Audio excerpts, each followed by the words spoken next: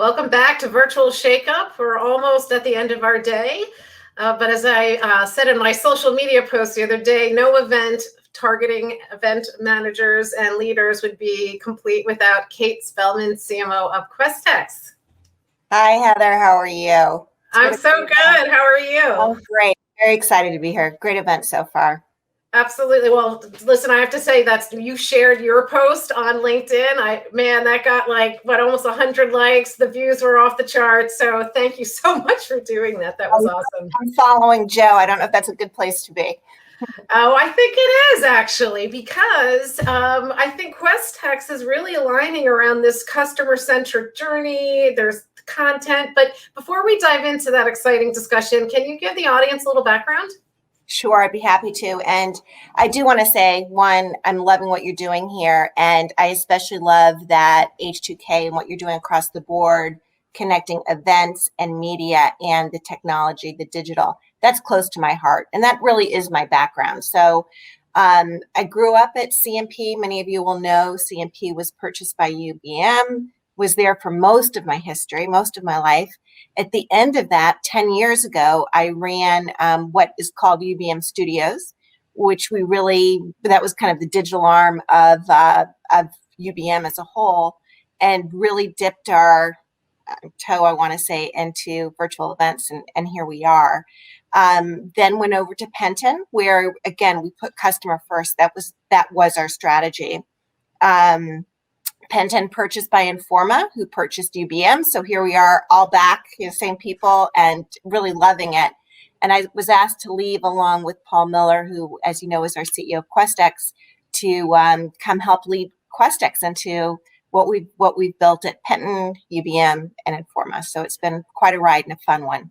Wow, and that's such a great combination, you and Paul together. I love him as well, and he was one of my first speakers, actually. So with that said, now let's dive into all of these great things you're doing at Questex. Right.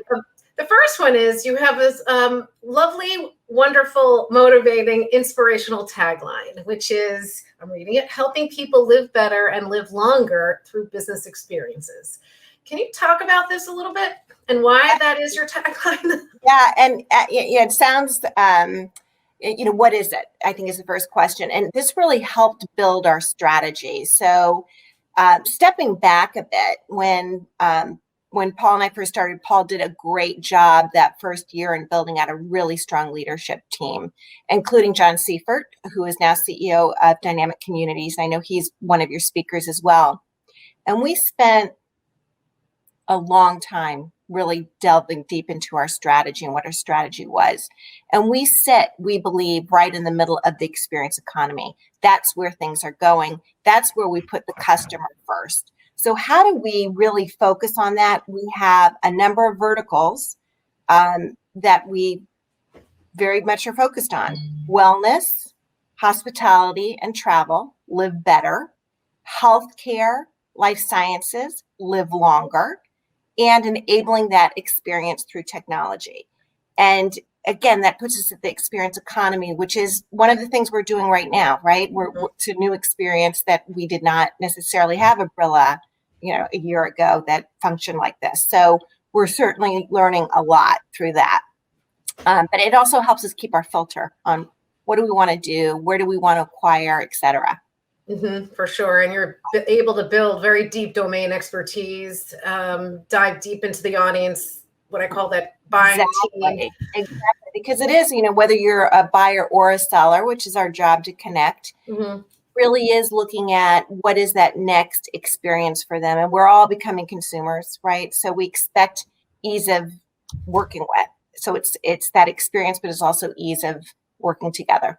Well, one of the other things you told me when we chatted earlier is that your growth is actually in double-digit territory, even with the pandemic. So can you tell us how and what you're doing and how that's materialized? Yeah, it's been quite a roller coaster. So I think the first thing is, and we talked about this, but it's staying true to that strategy. So, going through this whole COVID experience, people were saying, well, you're in the experience economy. Is that still around? Is that still true? Yes, it is still true. And I think it's going to become more and more important. I listened to David Adler speaking earlier, and I loved what he said about the digital portion just being the platform for events, because it really is how we're working together. Things have changed. So it's that it was building out the right leadership strategy, putting the customer first and really forcing that. And what we did in order to do that, we had 17 different divisions, and we made those into 5 verticals. So event was in one division, media was in another division. We had all of these small baby divisions. We pushed that together, which really forces that collaboration. The other thing we did that I am extremely proud of is we built the Center of Excellence. We built that across Questex, and that allowed us to hire some really senior people who know how to run businesses. So Rhonda Wonderland runs our marketing performance group. She's done marketing services. She's done audience. She came from Eloqua, Penton, and Forma. She knows that side of the business. And we also added to that component event operations led by Kirsten Lewis and renamed that event performance. So now at the center, you have this group that is very much really getting over talking about events, talking about digital. It is that surround sound around our customer. That's actually, and I know Rhonda from some other things that I was doing, but so you use the word surround sound. I used to actually talk to we want to surround our customers, surround sound programs, but another concept I love is vision to decision, right? Start the conversation early and stay there. People don't buy, because there's an event in November in Las Vegas. They're making decisions. So what has Questex built in terms of these 5 verticals that helps that vision to decision approach? I think that is fantastic. And we talked about the restructuring. The other thing I should mention in this, which is really important, that we couldn't get to that vision to decision, is without the support of our owners, who have been really very strong for us. So they have invested in our database. They've invested in our websites recently. So we're upgrading those. Again, it's bringing together the buyer journey, which I know we want to get into. So when we get into our websites, which we'll be launching over this year, you'll see that those platforms are not just news. They'll be incorporating our events. They'll be incorporating this great content, for example, that you have in this virtual event. Where does that go? How do you draw these snippets out? So these are the discussions we're having. And I don't know if you know this, but we actually announced an acquisition today. So Digital Signage Expo is now part of Questex. So hopefully you're going to see more and more of that. And that, of course, is part of experience, right? That's technology with the digital signage, which we can push over Questex. So quite excited about that. I think the other thing that's important, though, is we have mapped our digital to our events. We had that time to do that in COVID. So what are we doing in between the journey? What are we doing during that journey while you're at the event? And what does that look like? And take that time. Because when you talk about hybrid, it means almost anything and everything. So it's really, what does that event lend itself to? And how do the people who are there want to network? Exactly. What's the customer want? What does the customer want? It goes back to what Joe's talking about. It's all content. Content is the thing that brings people together. Absolutely. No, for sure. And and when Tonya Reese's presentation, it's that content that also instills trust. And that engagement. So yeah, that's a big theme. And is the content of community. And I actually think you touched on something else. And I brought this up this morning, which is the opportunity for event organizers to become more a critical part of the new way we're working. Yeah, 100%. 100%. And the talent that is there is fantastic, because you talked earlier about customer success. I'm finding a lot of that pocket in the event operations. That's how they've grown up. They deal with the customers. Once they're sold, who's at the events hand-holding these customers? And so that's been a nice kind of secret sauce for us as we've launched virtual events. Actually, I have a client, ASME, and I will tell you their customer success is that was one of the most important things that customers tell us in terms of our feedback, is because they felt like you held their hands. They didn't know what to do with virtual either. Right. Exactly. So and we heard like a lot of other event organizers just like threw them to the wolves and was like, go make it Well, work. and I think for the people who've done virtual events, who've been in the digital world, we're all used to that language. So you don't take the time to understand that your customer may not understand exactly how everything is working and making people feel comfortable. And remember, this was all new. So these are people they trust. They're people they already have that relationship with. Absolutely. So I want to touch on this. I want to touch on the sales part, which, is like very, dear to me. I love sales. How were you able to transition your sales team with all of this? Salespeople hate change. Yeah, and that's a great question. And I think that it's still a struggle. I mean, I'll be honest. I think we still have a ways to go. But what we've done is we've done some, as I said, some internal restructuring, which has helped a lot. But we've also developed a sales council, a marketing council, and a content council across Questex.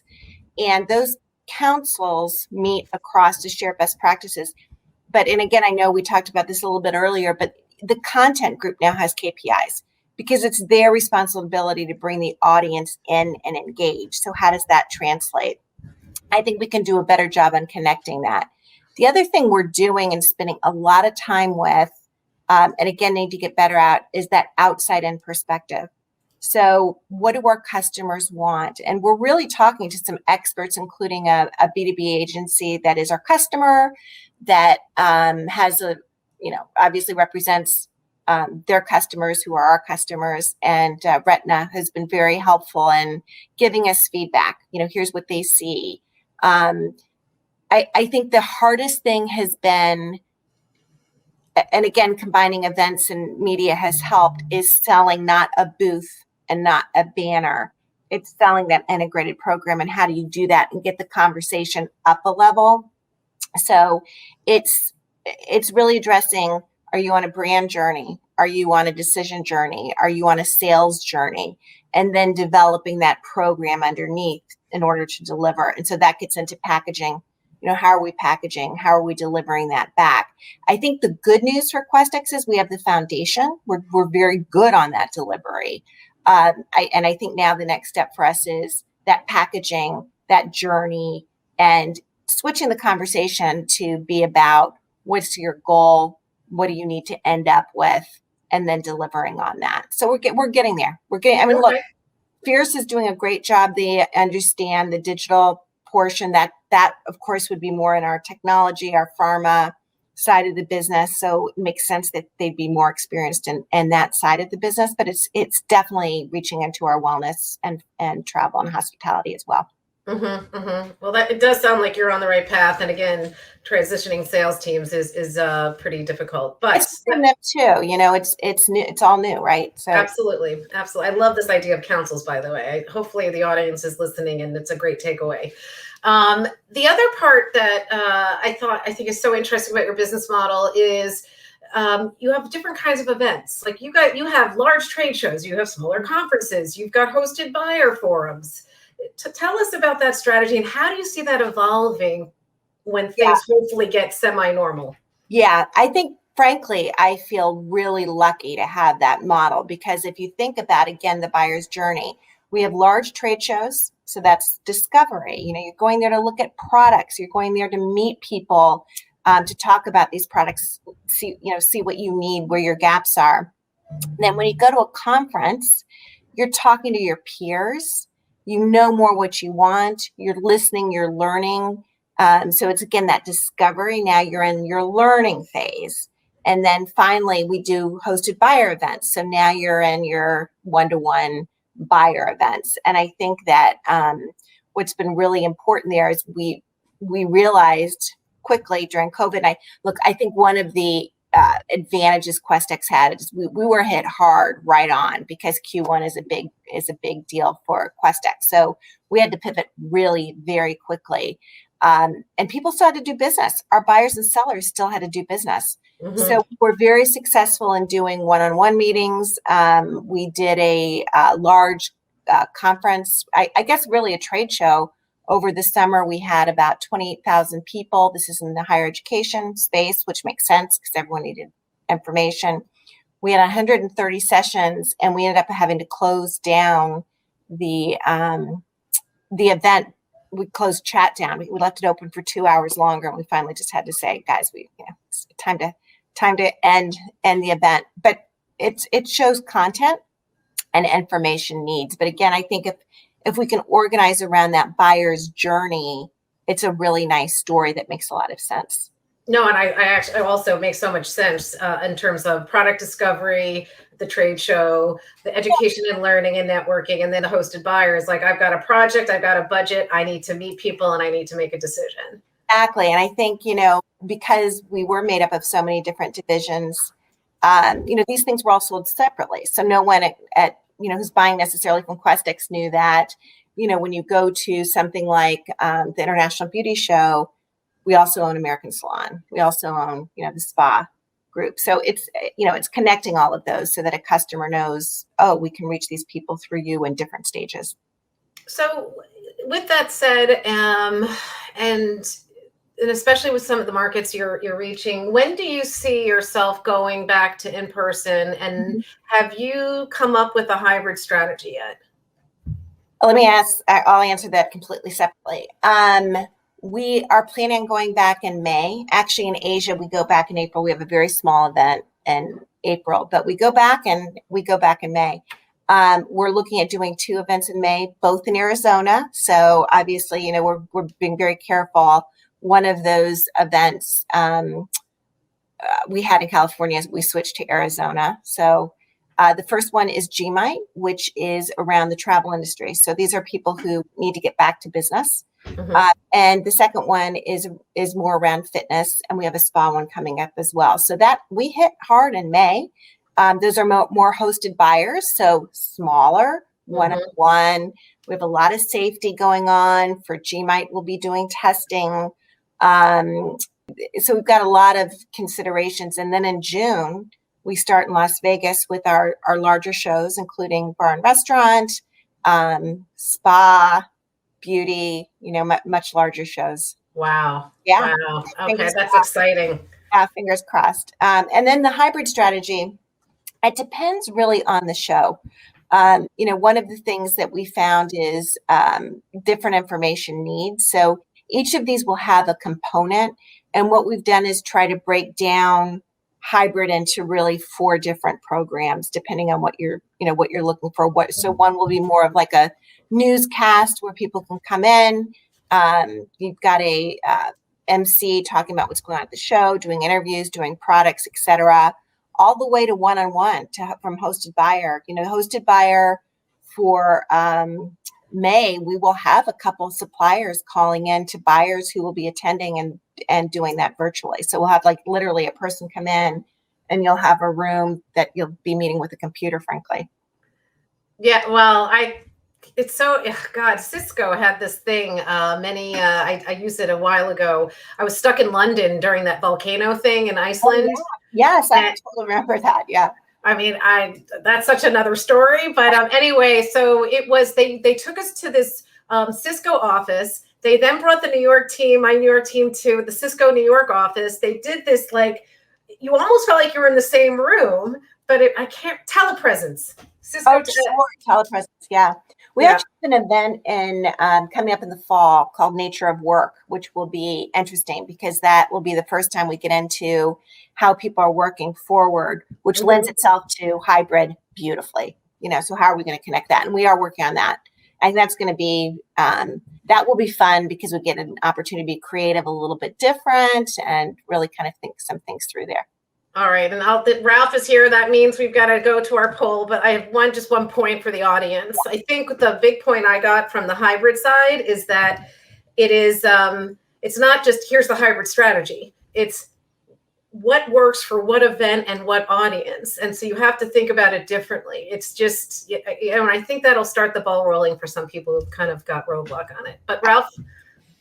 Yeah, let's go to audience Q&A because there's been quite a bit of engagement. So this is from Tonya, who spoke earlier, and she says, I'm curious, how are your customers measuring the ROI from their event investments, and how has that changed? Hey, Tonya. It was great to see you present, and looking forward to reconnecting. It has changed. I think the reporting on the back end is really important. That's an expectation that people have. So ROI is going to be more important going back to events. And I think when you talk about the kind of the new way forward, people are used to now getting that kind of ROI. And it's not just about, did people attend? It's, were they engaged? Where did they ask questions? What topics are trending? So it's getting a lot deeper into that kind of conversation. The other thing we do that we share with our customers is we do NPS scoring across all of our events, but also during our virtual events as well. So that's been very interesting, again, to watch trending and topics. The other thing, and I should share with all of you, we're using Bombora on the back end to track topics as well. And that's helping us identify what content people want. What are the audience taking in? What do the attendees want? What should we be presenting at live events? So we're doing a lot more data gathering on the back end than we ever have before. And better tools, right? Yeah, and actually, just side note on that, I call it data-driven lead gen. And frankly, it's something you could charge extra for, is you get your basic buying intent leads. And then if you want to have all of the behaviors, you could actually sell it for pretty. Yeah, and I love, Ingo's starting to get into this too. So you're starting to see that bridge between events and digital. So there's a lot of strong players coming together. Great. So we have another question here. Hi, Kate. What would you say are the key elements for your customer success processes within your event participants? Oh, I love this question. It's content. It's content. So if you look at pharma and healthcare through COVID, what did they need? They needed information on supply chain. Where are they in supply chain? Bars and restaurants, what did they need? They needed information on how to stay in business. Technology, one of the first we did from a virtual standpoint, Mobile Congress canceled, and Kevin Gray launched a week of 5G mobile. So it's really knowing your audience. And I think what we have that is really important to remember, we have audience, we have content, we have vertical knowledge. Stay true to that. Don't deviate from that, because I think when you step too far away from your vertical knowledge, that's when you're going to lose. That's your whole engagement. Really interesting. Well, we did have a poll. For those of you who've not taken part in the poll, because only 3 people have done it so far, it's on the stream tab. It's on the right-hand side under Slido. But the question was, what is your sales model? Is it event sponsorship, digital marketing, and paid community subscriptions? Is it, just event sponsorships and digital marketing, or just sponsors make the world go round? So most people are saying a mix of all of the above. One question though, here we go, people starting to take part. One question though for you, Kate, has that changed at all with the move to virtual and hybrid, or are you still applying the same kind of mix to your sponsors? Look, coming from Informa and working with the business intelligence group there, I would love to have paid community subscriptions. I mean, who wouldn't, right? That's an ongoing.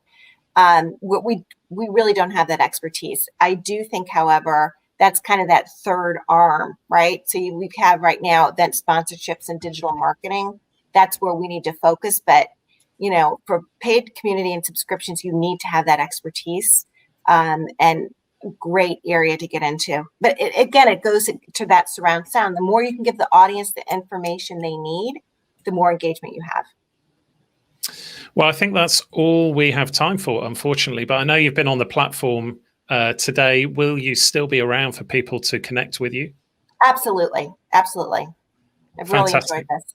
Well, thanks very much, Heather. Thank you, Kate. We're going to move on to the next session, which will start in 5 minutes.